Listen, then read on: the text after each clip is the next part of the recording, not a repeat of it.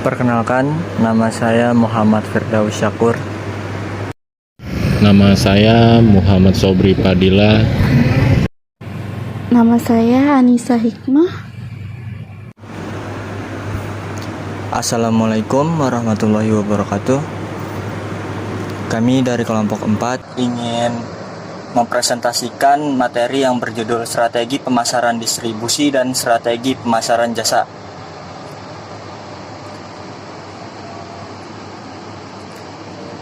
Pengertian strategi pemasaran distribusi menurut Fandi Ciptono pada tahun 2015 menyatakan bahwa strategi distribusi adalah berkenaan dengan penentuan dan manajemen saluran distribusi yang dipergunakan oleh produsen untuk memasarkan barang dan jasanya, sehingga produk dapat sampai ke tangan konsumen sasaran dalam jumlah dan jenis yang dibutuhkan, pada waktu yang diperlukan dan tempat yang tepat.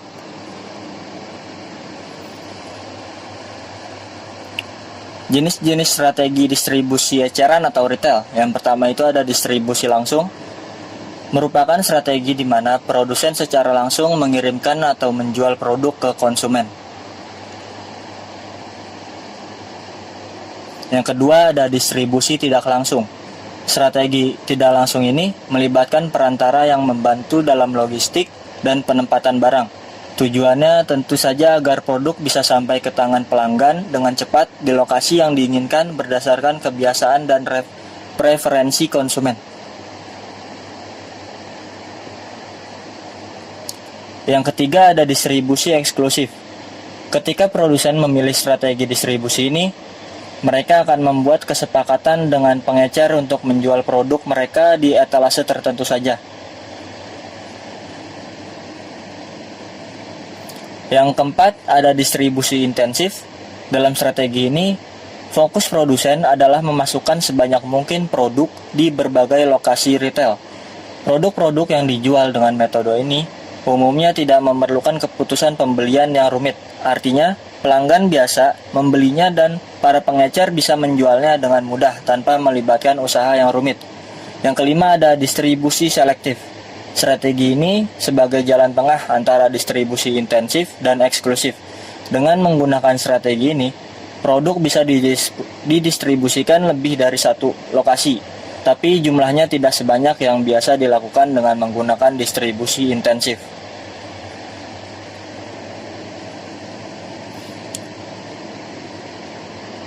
Jenis-jenis strategi saluran distribusi. Yang pertama ada produsen ke konsumen, lalu produsen ke pengecer ke konsumen. Yang ketiga ada produsen terus ke pedagang, pengecer ke konsumen. Selanjutnya produsen ke agen, ke pengecer, lalu ke konsumen. Nah, ada beberapa faktor yang berpengaruh pada strategi distribusi. Yang pertama lokasi bisnis, kedua lokasi target pasar, ketiga ketersediaan, keempat gudang, dan yang kelima transportasi dan logistik. Strategi pemasaran jasa merupakan suatu sistem ataupun jasa secara keseluruhan yang mana terdapat kontak antara pihak perusahaan dan juga pihak pelanggan.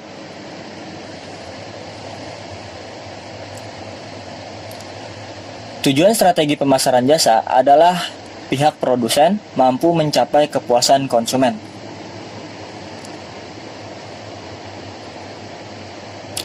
Selanjutnya ada klasifikasi pemasaran jasa menurut Ciptono. Pertama, segmen pasar dalam. Kedua, tingkat keberwujudan. Tiga, keterampilan penyediaan jasa. Keempat, tujuan organisasi jasa. Kelima, regulasi. Keenam, tingkat intensitas karyawan. Dan yang ketujuh, tingkat kontak penyedia jasa dan pelanggan.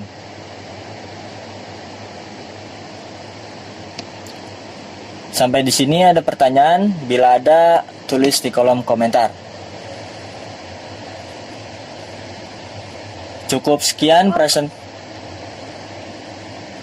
presentasi dari kelompok 4.